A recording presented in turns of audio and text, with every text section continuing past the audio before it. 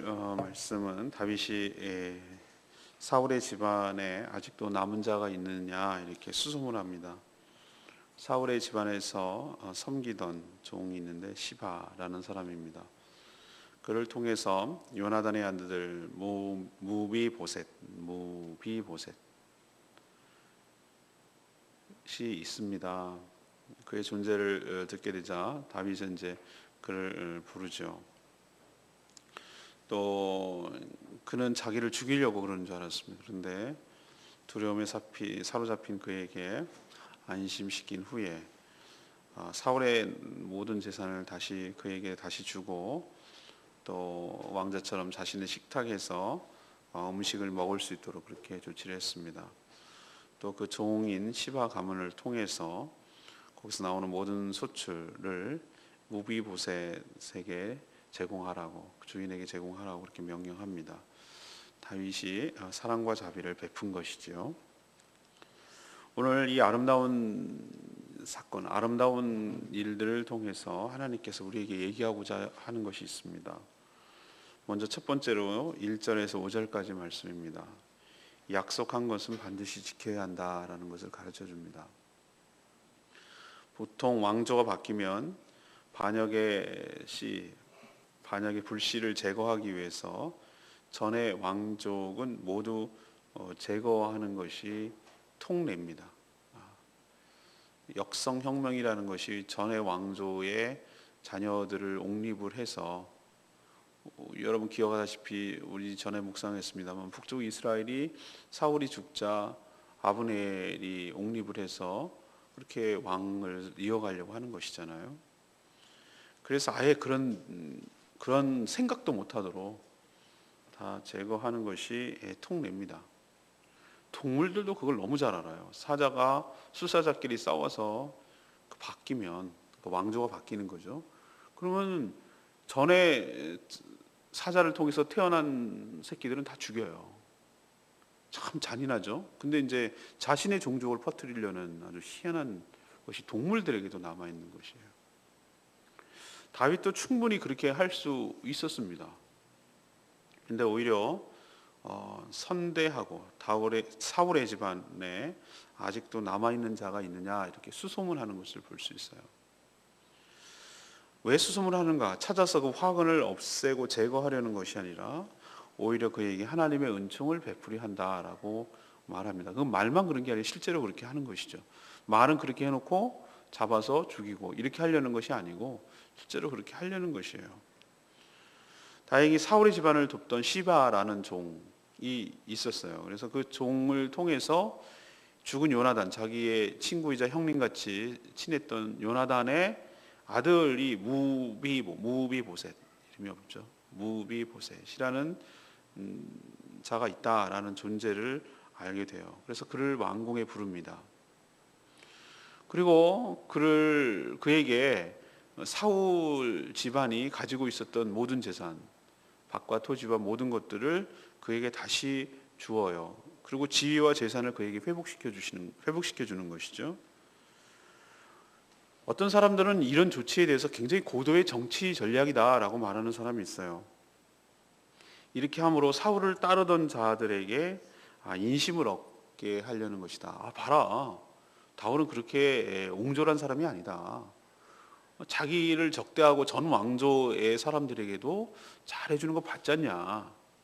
그렇게 불편부당하게 하는 분이 아니고 편파적으로 하는 분이 아니다. 모든 사람을 아우르는 분이다라는 그런 좋은 인심, 평판을 얻게 하려는 것이다 라는 해석도 있어요. 그리고 또 하나는 이렇게 아주 안 좋게 보는 사람이 있어요. 왕궁에다가 지금 예루살렘에 붙잡아 뒀다고 살았다고 그러거든요. 그 얘기는 뭐냐면은 일종의 반역을 사전에 차단하려고 자기 수하에 두고 계속 감시하려는 것이다, 이런 의도다라고 말하는 사람들이 있어요. 항상 어떤 일을 얘기를 할 때 항상 똑같은 현상을 두고 이렇게 말하는 사람, 저렇게 말하는 사람이 있는데, 오늘도 라디오 딱 틀고 제가 여기 집에서 오는 길에 그 얘기 하더라고요. KBS FM 음악방송, 클래식 방송을 제가 주로 많이 듣거든요. 이 현자 똑똑한 사람이 시비를 어떤 사람이 건 거예요. 내 눈엔 당신이 돼지같이 보이는데 당신 눈에는 내가 뭘로 보입니까? 내 눈엔 당신이 참 현자처럼 보입니다. 뭐 눈에는 뭐가 보인다고? 돼지 눈에는 돼지가 보이고 현자 눈에는 현자가 보이는 법이지요. 어떤 사람이 이쪽 집에 이쪽 동네 이사하고 싶은데 그 농부가 물었대요. 당신 살던 동네는 어떻습니까? 인심이 사납고 얼마나 안 좋은지 내가 그래서 열로 올라오고 그런다고. 그러더니 그 농부가 하는 말이 이 동네도 마찬가지라고. 아주 인심 사납고 오지 마시라고. 이 동네도 마찬가지니까. 그래요? 그렇게 얘기하는 거예요. 근데 또 어떤 사람이 또 똑같은 건가? 이 동네 이사하고 싶은데 이 동네 인심이 어떤 당신 살던 데는 어떤 그 동네 참 좋지요. 좋았지요. 여기도 그렇다고. 일로 오시라고. 이렇게 얘기했다는 거예요. 이게 뭘 말하는 거죠? 똑같은 현상을 두고 자기가 어떻게 보느냐에 따라서 달라지는 것이에요. 우리도 늘 좋은 교회를 찾습니다. 누가 스펄전 목사님이 그 얘기했다고 그래요. 스펄전 목사님이 어떤 청년이 와가지고 목사님 좋은 교회 어디 있으면 소개시켜 주십시오. 그랬더니 스펄전 목사님이 그랬대요. 그런 교회 있으면 나도 좀 소개시켜 달라고. 나도 좀 그게 가게. 근데 청년 당신은 이 교회 오지 말라고. 당신이 오는 순간부터 이 교회 무너지니 안 좋은 교회 되니까. 우리는 희한한 심리가 있습니다. 좋은 교회를 찾으면서 좋은 교회가 어디입니까? 교회가 건물입니까? 자기가 좋은 교회거든요. 성도들이 모여 있는 곳이 그게 좋은 교회 아닙니까? 이 건물이 훌륭하다고 좋네 이게 훌륭한 교회입니까? 아니요. 성도들이 좋은 교회가 좋은 교회입니다. 자기가 어떻게 똑같은 현상을 놓고 똑같은 것을 놓고 이렇게 보느냐 이렇게 보느냐. 항상 부정적으로 보는 사람은 부정적으로 보더라고. 비판적이고 부정적이고 흠을 내고 이렇게 해요. 근데 항상 좋게 보면은 좋게 갈 수 있는 것인데 항상 나쁘게 보면 그렇게 얘기해요. 이 똑같이 사울의 후손들을 갖다가 보살피고 이렇게 하는 것에 대해서 이렇게 해석을 하면은 할 말 없는 거죠. 그죠? 그렇게 보겠다는데 어떻게 하겠어요? 그러나 다윗의 진위는 나중에 이제 밝혀지는 것이죠. 다윗이 왜 그렇게 했을까라고 제가 한번 생각을 해봤어요. 그랬더니 다윗은 전에 사울하고 요나단과 했던 언약을 기억해요. 사울한테도 뭐라고 얘기했냐면은 내가 둘이 그렇게 얘기를 해요. 딱 이제 죽다가 살아나가지고 너든지 나든지 당신의 후손이 우리 후손이든지 절대 이제 서로 해하지 말자 이렇게 약속을 해요. 그리고 요나단하고도 약속을 합니다. 네가 왕이 되든 내가 왕이 되든 누가 왕이 되든 간에 자손들을 돌봐 주기로 그렇게 약속을 해요.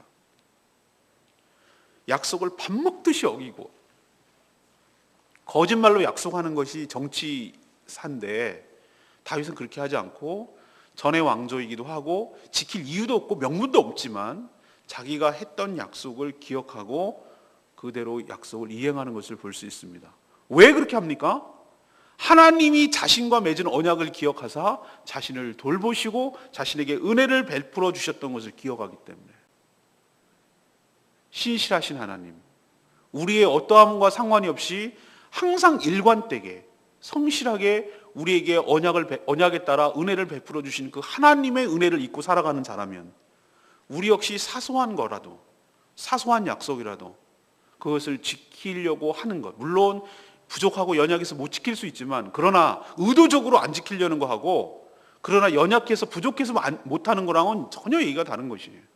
그러나 우리도 하나님이 우리에게 언약한 것을 지켜주시지 우리도 하나님과 서약한 것, 언약한 것, 서원한 것은 반드시 지키는 저희들 되기를 바라고 더 확대되어서 사람과 사람 대에 약속한 것은 사소한 것이라도 아예 못할 것이면 못한다고 얘기를 하고 한다고 약속을 했으면 그것을 지키는 그런 언약에 충실한 언약에 신실한 저와 여러분 되기를 소망합니다.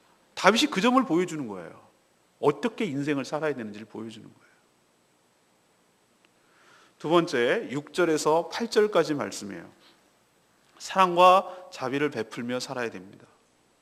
다윗에게 불려온 요나단의 아들 무비보셋은 대단히 무서웠어요. 여러분이라면 안 무섭겠습니까? 대부분 이런 경우 반란의 화근을 없애기 위해서 이런저런 명분과 구실을 달아가지고 없애고 제거하고 처형합니다. 그 점을 의식했던지 이 무비보셋을 소개했던 사울 집안의 종 시바 발음을 잘해야 됩니다. 시바. 이 사람이 뭐라고 하냐면은 무미보셋이 살아있습니다라고 말하면서 뒤에다가 뭐를 갖다 붙이냐면은 이 사람이 두 다리를 저는 자입니다. 이 얘기를 왜 하죠? 그러니까 반란할 만한 그런 깜이 못 됩니다. 그 경쟁이나 뭐 그런 화근이 될 만한 존재가 못 됩니다. 당시만 해도 어떤 이유에든지 장애를 있으면 하나님의 저주를 받은 걸로 생각을 했거든요. 지금은 그렇지 않습니다만, 지금은 두 다리를 절어도 요즘 얼마나 휠체어도 있고 요즘은 무슨 로봇도 이게 두 다리를 서는 로봇도 있더라고요. 뭐 그런 것도 있고, 그래서 얼마든지 그 장애들을 극복해 나갈 수 있는 방법이 있고, 옛날 물론 많이 멀었지만 아직도 많이 장애인에 대한 그 처우나 이런 인식들이 많이 달라진 것은 사실이지만 여전히 불편하잖아요. 왕이 어떤 전쟁을 수행해 나가야 되고 어떤 리더십을 발휘해야 될 때 장애가 결정적인 진짜 말 그대로 장애가 되잖아요. 그렇기 때문에 그 얘기를 한 거예요. 다리를 한 다리도 아니고 두 다리를 다 저는 자입니다. 깜이 못 됩니다. 그 얘기를 언급하는 이유는 그렇게 너무 의식할 필요 없습니다. 뭐 그런 것까지 챙길 필요 없습니다. 뭐 그 얘기를 하고 싶었던 거죠. 하지만 다윗은 무미보셋을 안심을 시켜요. 두려워하지 말라고. 그리고 사울의 모든 밭을 왕이 죽었으니까 왕이 갈렸으니까 다윗이 다 가져갔을 거 아니에요. 근데 그 밭을 그에게 도로 주었어요. 그리고 시바 그 종으로 하여금 모든 가족들, 그 가족들이 아들이 15의 종들이 20명이 더 큰 그 가솔이잖아요. 그 집안 사람들이 농사를 지어서 무비보셋에게 제공하라고 그렇게 명령하는 거예요. 그러니까 소작을 하고 그 결과를 주인에게 갖다 주라는 의미였어요. 무비보셋은 정말 감동했어요. 다윗에게 뭐라고 표현하는 줄 아세요? 종이요, 아니 왕이요, 주인이시요. 주인이라고 그랬어요. 주인이시요. 이 종이 무엇이기에 자기를 죽은 개 같은 자신을 이토록 돌보시나이까.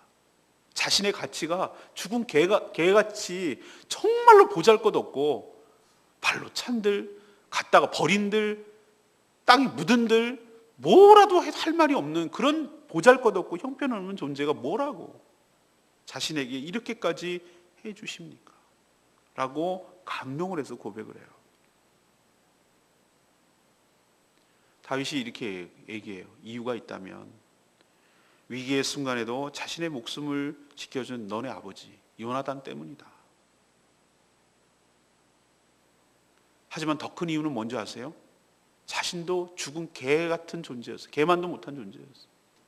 사울왕에게 쫓기고 이리저리 쫓기고 도망다니고 블레셋에 망명해가지고 미친 사람처럼 침 이렇게 질질 수염에다가 흘리고 속이려고 이 블레셋 갔더니 얘가 혹시 첩자일지도 모른다 그럴까봐 아니 별 깜도 안 된다고 미친 사람 그렇게 흉내내고 험한 꼴 당하고 살았던 죽은 개만도 못한 자신을 하나님께서 거두시고 보살펴 주시고 그렇게 은혜를 베풀어 주셨던 것을 기억한 거예요.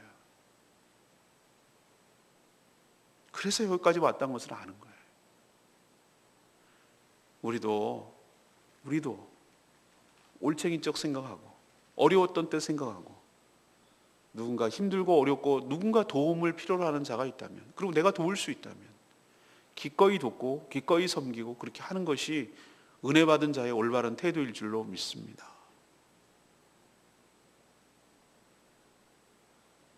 그때 여러분도 정말 그때 도움을 줬으면 고마웠을 분들이 야박하게 냉정하게 볼 때 얼마나 마음에 사무치겠어요. 여러분도 똑같은 입장이 있는 거예요. 누군가 나를 도움을 절실히 필요할 때 나의 위로와 나의 물질과 나의 시간과 그것을 필요로 할 때 그렇게 외면하지 말고 모른 척하지 말고 따뜻하게 감싸고 돌보고 은혜를 베풀 때 그것이 계속 이어지고 은혜의 선순환이 일어나게 될 줄로 믿습니다. 그렇게 은혜를 베풀었는데도 그것을 감당하지 못하고 은혜를 악으로 갚는 것은 그 사람의 문제고 우리가 할 도리는 은혜를 은혜로 갚는 저와 여러분 되기를 소망합니다. 이게 은혜 받은 자의 삶의 태도예요. 세 번째 9절에서 13절까지 말씀, 축복은 하나님의 주신 사명인 줄로 믿습니다. 다윗은 시바에게 무비보셋의 종이 되어서 계속 섬길 것을 명령하는 동시에 무비보셋에게 뭐라고 명령하냐면은 왕자 중, 자신의 아들 왕자 중 하나처럼 왕의 상에서 먹으라고 명령했어요. 무비보셋은 왕자가 아니잖아요. 자기 아들이 아니잖아요. 친구라고 하는 아들인데 다윗은 무비보셋을 어디까지 반열을 올리는가? 자신의 아들처럼 생각을 한 거예요. 다윗은 그에게 특별하게 배려를 한 거예요. 왕자의 하나로 대우하며 여긴 것이에요. 다윗은 지금 모든 것을 가진 왕입니다. 절대 권력, 그리고 막대한 부를 누리고 가지고 마음대로 할 수 있는 그런 왕의 위치에 있었어요. 하지만 그는 자신과 자신의 측근들만을 위해서 사용하지 않았어요. 그는 이 모든 축복이 하나님께서 주신 것이라는 것을 알고 있었어요. 그리고 동시에 이 축복은 자신만을 위해서 사용하지 말고 흩으며 나누며 흘려보내라고 주신 하나님의 사명인 것도 잘 알고 있었어요. 그는 어저께 묵상했듯이 정의와 공의로 백성을 다스렸다라고 말하고 있어요. 오늘 모습을 보니까 하나님의 자비와 사랑으로도 다스리는 것을 볼 수 있어요.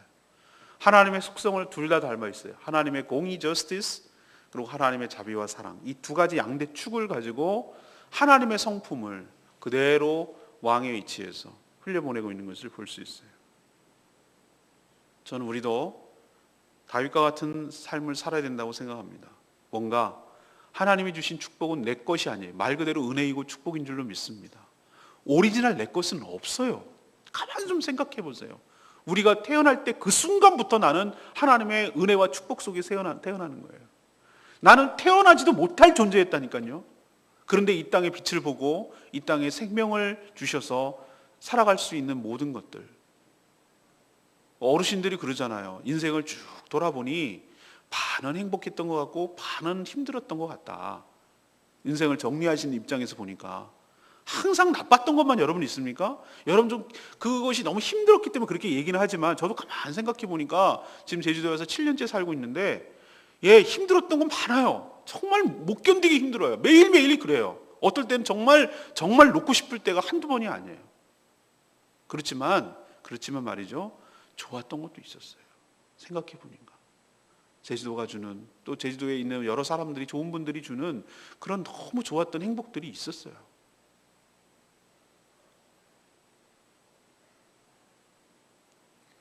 우리가 받아 누리는 모든 것들은 하나님의 축복인 줄로 믿습니다. 내 것은 없어요. 내 것은 없다고요. 내 생명, 내가 누리고 생명을 유지하는 모든 것들, 나에게 좋은 사람을 붙여주신 것들, 나에게 좋은 교회를 주신 것들, 내가 먹고 살 수 있는 이 일터가 있다는 것들, 건강이 있다는 것들, 이 모든 것이 하나님의 축복이 아니고 뭐겠어요? 남하고 자꾸 비교하려고 그러니까 힘들어지고 어려워지는 것이, 하나님과 나와의 관계 속에서 생각해 보세요. 이게 축복이 아니면 뭐가 축복이겠습니까? 그럼 이 놀라운 축복, 이것을 뭐 하라고? 나 누리고, 1차적으로 우리가 누리고 즐기고 그렇게 하라는 것이에요. 그러나 동시에 아까도 말했지만 우리가 받은 모든 하나님의 축복은 곧 이퀄 우리의 사명인 줄로 믿습니다. 우리가 가진 재능, 우리가 가진 물질, 우리가 가진 기술, 우리가 가진 지위, 우리가 가진 지혜, 이것을 자기 밥벌이만 위해서 사용하지 말고 나의 도움을 필요로 하고 그를 도우면 그 사람의 생명이 살아나고 생명이 풍성하게 되는 일에 자신을 내어주라고, 그것을 사용하라고, 네 거 아니라고, 원래부터 네 거 아니었다고, 하나님으로부터 흘려보내라고. 제가 지금까지 깨달은 바는 뭐냐면은 하나님께서 선한 일에 하나님이 기뻐하시는 데 흘려보내면 내가 가난해지고 쪼그라들고 그래서 더 힘들어질 것 같아. 아니더라고. 제가 내린 딱 결론은 뭐냐면은 흘려보내면 하나님께 주시는 새 축복, 새 물이 흘러 들어오는 줄로 믿습니다. 제가 그걸 너무나 많이 경험했기 때문에 처음에는 저도 움켜쥐려고 많이 했었어요. 내 거 나가면 안 되니까, 아까우니까 내가 보호해, 내가 쟁겨놔야 되니까, 그래야 언제 무슨 일이 생기면 이렇게 할까봐 막 이렇게 살았어요. 그런데 그게 내게 안 되더라고. 뭐가 뻥뻥 터지고 내 의지와 상관없이 나가버리는데, 이 뭐하러, 허무해. 모래에 손 잡는 것 같아. 모래에 손에 이렇게 하면 술술술 빠져나가는 거야. 이게 뭐지? 그럼 내가 나눠주고 흩어주면 내가 가난해질 건데 안 그래요. 희한하게 안 그래요.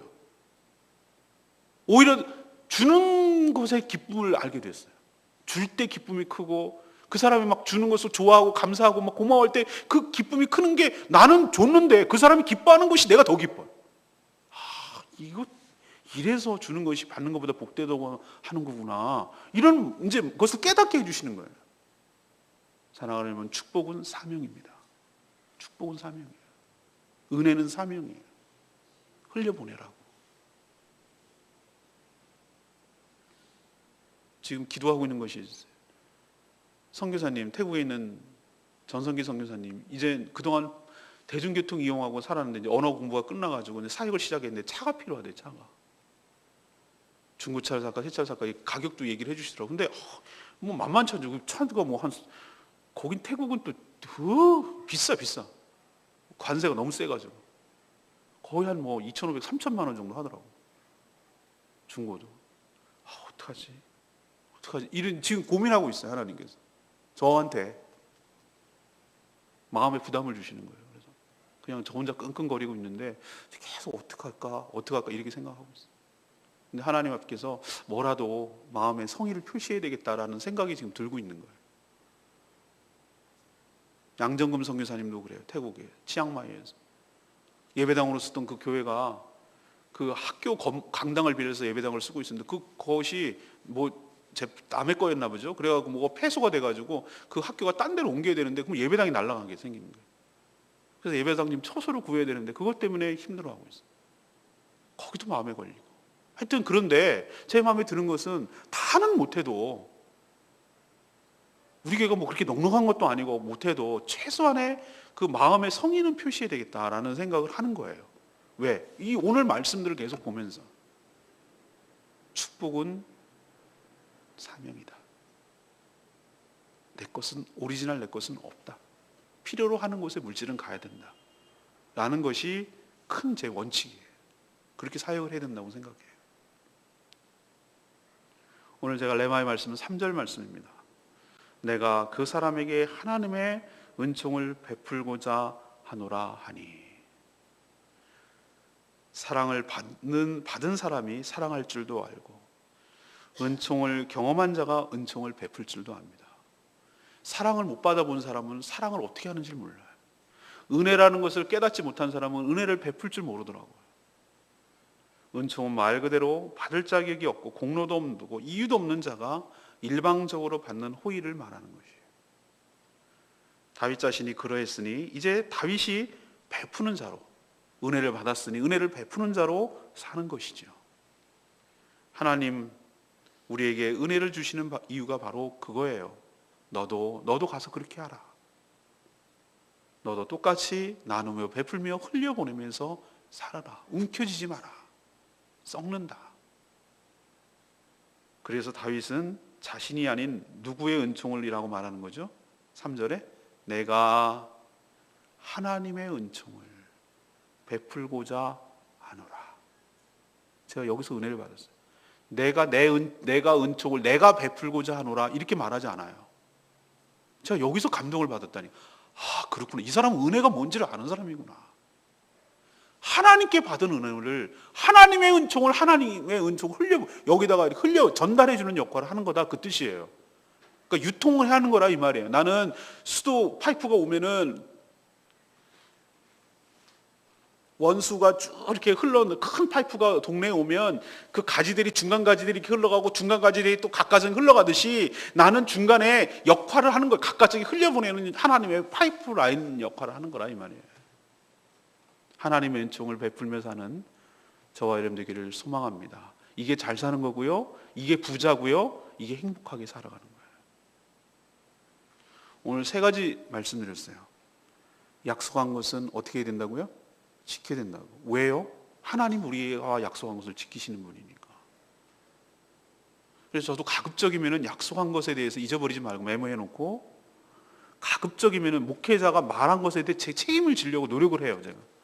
사소한 것도. 그리고 안 된다라고 하는 것은 처음부터 안 돼요 라고 거절을 하는 게 맞지 될 것처럼 해놓고 안 하는 거 그거는 무책임하고 아니라고. 그게 바로 하나님의 공의와 사랑을 닿게 살아가는 거라고 생각을 해요. 사소한 것도 자기 책임을 다하고 지키는 것. 이것이 저는 올바른 태도이고, 다윗이 요나단과 약속했던 거, 사울과 약속했던 것을 지키잖아요. 상황 바뀌고 기분 따라 바뀌고 자기 달랐다고 안 하는 거 아니잖아요. 이게 잘 사는 거라고요. 두 번째는 뭡니까? 사랑과 자비를 베풀며 살아야 돼요. 죽은 개보다 못한 존재라고 얘기를 하잖아요. 그래요, 맞아요. 무브세신진 그래요. 근데 자기도 그랬다고. 자기도 그렇게 살았다고. 그걸 아는 거예요. 사랑을 받아보고 자기가 은혜를 받아본 사람만이 그 심정을 알고 그렇게 해줄 수 있는 것이에요. 세 번째는 뭡니까? 축복은 뭐라고요? 하나님이 주신 뭐라고요? 사명이라고. 사명. 자기 혼자 잘 먹고 잘 살라고 하는 거, 그게 내가 벌어서 내가 하는 건데, 아니요, 그게 잘못된, 그게 죄예요. 그게 죄라고요. 내가 벌었는데 내 거 내 맘대로 하는데 그게 죄라고요. 왜 대기업이 욕을 먹습니까? 지들이 뭘 잘해가지고 욕을 먹는데, 백성이었고 우리가 수출기업하고 우리나라 정말로 어려운 사람들 갖다가 눌러버리고 대기업 친화적인 정책을 펴고 수출 위주의 국가 정책을 썼기 때문에 지네가 돈을 벌었지. 어디서 돈을 벌었냔 말이에요. 그 돈이 왜 지 거라고 그러냔 말이에요. 나눌 줄 모르고 탐욕스럽게 자기를 움켜쥐려는 자는 반드시 망합니다. 자본주의 폐단이 뭔지 아세요? 움켜쥐려. 그런데도 안 망하는 방법이 하나 있어요. 그것을 흩어버리고 나눠주고 사회 공헌하면 되는 거예요. 더불어서 함께 살려고 하면 자본주의가 참 좋은 제도인데, 이것이 고이고 썩고 움켜쥐고 빈익빈 부익부가 더 확대되면 될수록 폭동이 일어나고 같이 죽는 거예요. 이 사람들이 깨닫지 못해요. 왜 미국에는 부자들이 왜 부유세를 내야 된다고 자발적으로 얘기합니까? 알아, 얘네들 진짜 똑똑한 애들이에요. 그렇게 해야 자기들의 부가 계속 유지되기 때문에. 우리는 어리석어요. 사내 유보금 몇 조만큼 쟁겨놓고 하도급에 후려치고 그렇게 저임금에 시달리고 있는 사람들에 대해서 아무런 무책임하고, 그거 하나님이 용서 안 해요. 하나님이 용서 안 한다고. 그렇게 하는 거 아니에요. 그렇게 하면은 사는 게 아니라 죽는 거예요. 다 같이 죽는 거예요. 더불어서 함께 살아가는 것이 하나님의 의도인 줄로 믿습니다. 우리가 그렇게 해야 되고, 우리부터 그렇게 해야 돼요. 욕하지도 말고. 축복은 사명입니다. 오늘 말씀 붙들고 우리나라가 그런 나라가 되도록, 그리고 저희들의 삶이 먼저 그렇게 되도록 우리가 간절히 기도하며 이 말씀에 부합하게 살아가는 저와 여러분 되기를 소망합니다. 찬양집 249장 부르고 기도하겠습니다.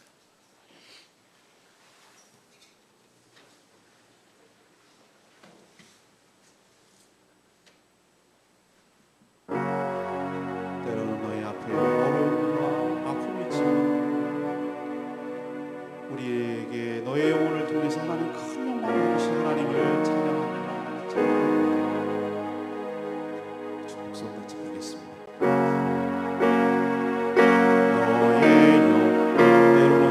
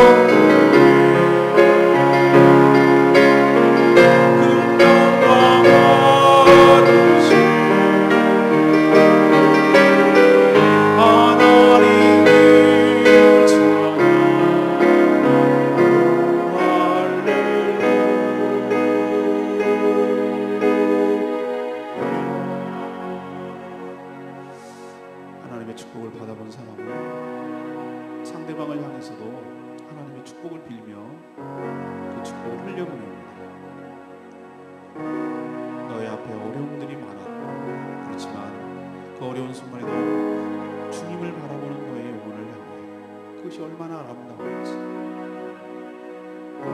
너를 통해 하나님이 영광 받으실 하나님을 찬양하며 축복을 빌어주며 축복을 흘려보내는 그런 삶을 저희도 살게 하고, 다윗처럼 약속을 지키며 사랑과 자비를 베풀며 축복을 흩어보내는 사명을 잘 감당하게 되라고 다 같이 주여 외치며 하나님 앞에 감사하며 기도하겠습니다. 주여